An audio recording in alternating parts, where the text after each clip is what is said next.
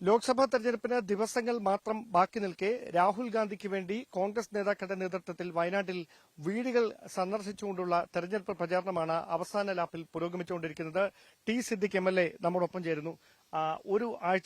ഒരാഴ്ച കഷ്ടിച്ച് എങ്ങനെയാണ് അവസാനവട്ട പ്രതീക്ഷകൾ കോൺഗ്രസിന്?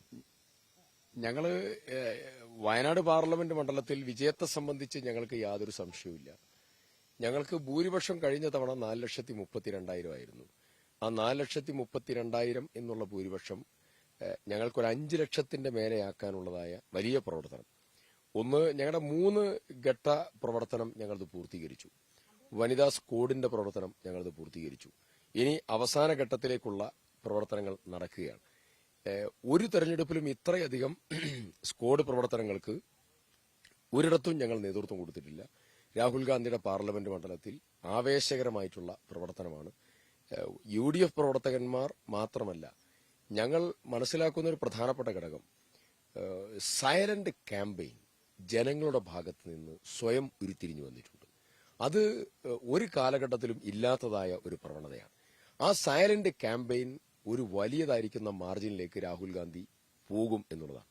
ഇപ്പോ അവസാനഘട്ടം എത്തി നിൽക്കുമ്പോൾ നരേന്ദ്രമോദി പിണറായി വിജയനിലൂടെ സന്തോഷിക്കുന്ന ഒരു ഘട്ടമാണ് ദേശീയ രാഷ്ട്രീയത്തിൽ, സംസ്ഥാന രാഷ്ട്രീയത്തിൽ. രാഹുൽ ഗാന്ധിയെ രണ്ടുപേരും ഒരുമിച്ച് അറ്റാക്ക് ചെയ്യുകയാണ്.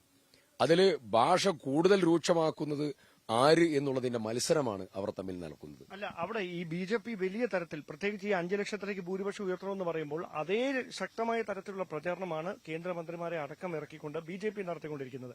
അവര് വിജയത്തിലേക്ക് എത്തുമെന്ന പ്രതീക്ഷയുണ്ടെന്ന് തോന്നുന്നില്ല. പക്ഷെ അതിനപ്പുറത്തേക്ക് വലിയ തരത്തിലൊരു വോട്ട് ബാങ്ക് BJPക്ക് ഇവിടെ ക്രിയേറ്റ് ചെയ്യാൻ കഴിഞ്ഞിട്ടുണ്ടെന്നൊരു ആത്മവിശ്വാസം ആ BJP കേന്ദ്രങ്ങൾക്കുണ്ട്. അത് ഏത് തരത്തിൽ രാഹുൽ ഗാന്ധിയുടെ ഭൂരിപക്ഷത്തെ ബാധിക്കുമെന്ന് കരുതുന്നുണ്ടോ? അത് ജൂൺ മാസം 4-ാം തീയതി വോട്ടെണ്ണി കഴിയുന്നത് വരെ ആ ആത്മവിശ്വാസം ഉണ്ടാവും. ജൂൺ മാസം 4-ാം തീയതി വോട്ടെണ്ണി കഴിഞ്ഞാൽ ആ ആത്മവിശ്വാസം തകർന്ന് തരിപ്പണമാകും. കഴിഞ്ഞ തെരഞ്ഞെടുപ്പിന്റെ അത്ര വോട്ട് സുരേന്ദ്രന് ലഭിക്കുമോ എന്നുള്ളത് നമുക്ക് കാണാം. ഒരു സംശയവും നിങ്ങൾക്ക് വേണ്ട. വയനാട് പാർലമെന്റ്, ഇവിടെ ജനങ്ങളുടെ ജീവിത പ്രശ്നങ്ങളുണ്ട്. കേന്ദ്രഭരണമില്ല, സംസ്ഥാന ഭരണമില്ല. നിങ്ങളറിയോ, ഈ കേന്ദ്രഭരണവും സംസ്ഥാന ഭരണവും ഇല്ലാത്തതായ ഈ വയനാട്ടിൽ രാഹുൽ ഗാന്ധി നടത്തിയിട്ടുള്ള ഓരോ പദ്ധതികളും പരിപാടികളും നോക്കണം നിങ്ങൾ. ഇവർ വീടുകൾ കയറി വ്യാജ പ്രചരണം നടത്തുമ്പോൾ ജനം സ്വയം റിയാക്ട് ചെയ്യുക. ഇനി ഞാൻ ഒരു കാര്യം കൂടെ സീരിയസ് ആയിട്ട് പറയാം. വയനാട്ടിൽ ഒരുപാട് പ്രശ്നങ്ങളുണ്ടായി. പുത്തുമല ദുരന്തം, 2 കോവിഡ് പ്രതിസന്ധി, 3 പ്രളയത്തിന്റെ പ്രശ്നം, 4 ഇപ്പോ വന്യജീവി സംഘർഷം. ഞാൻ ചോദിക്കുന്നു, സുരേന്ദ്രൻ എവിടെയായിരുന്നു? ആനിരാജ് എവിടെയായിരുന്നു?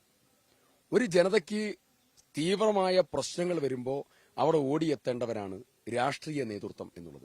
ദേശീയ നേതാവാണ്, സംസ്ഥാന പ്രസിഡന്റാണെന്ന് പറഞ്ഞ് നടന്നാൽ പോരാ. പോയിട്ട് സ്ഥലത്തിന്റെ പേര് മാറ്റലല്ല രാഷ്ട്രീയം എന്നുള്ളത്. ജനങ്ങളുടെ കൂടെ നിൽക്കല. ഞങ്ങൾ ചോദിക്കുന്നു, പാക്കത്തെ പോള് മരിച്ചപ്പോ, വാഗേരിയിലെ പ്രജീഷ് കാട്ടാനാക്രമണത്തിൽ മരിച്ചപ്പോ, ചാലിക്കത്തയിലെ അജീഷിനെ ബേലൂർ മഗ്ന ആന കൊന്നപ്പോ, തോൽപ്പട്ടിയിലെ ലക്ഷ്മണനെ ആനകുത്തി കൊന്നപ്പോ, ഇവിടെ മേപ്പാടിയിലെ കുഞ്ഞവറാനെ ആനകുത്തി കൊലപ്പെടുത്തിയപ്പോ, ബത്തേരിയിലെ തോമസിനെ കൊന്നപ്പോ, ഞാൻ ചോദിക്കുന്നു, എവിടെയായിരുന്നു ഇവരൊക്കെ? ആ വീട്ടിലേക്ക് ഒന്ന് തിരിഞ്ഞു നോക്കിയോ? ഇവിടെ ഈ പുത്തുമല ദുരന്തം ഉണ്ടായി, കുറെ ആളുകൾ ശവശരീരം പോലും കിട്ടാതെ മണ്ണിലല്ലി കിടന്ന് കുടുംബം ആർത്ത് വിലപിക്കുമ്പോൾ എവിടെയായിരുന്നു ഈ രാഷ്ട്രീയ നേതാക്കന്മാർ? സ്ഥാനാർത്ഥികളായി മാത്രം വന്നാൽ പോരാ. അപ്പോ വയനാട്ടിലെ ജനങ്ങൾക്ക് കൃത്യമായിട്ട് കാര്യങ്ങൾ അറിയാം.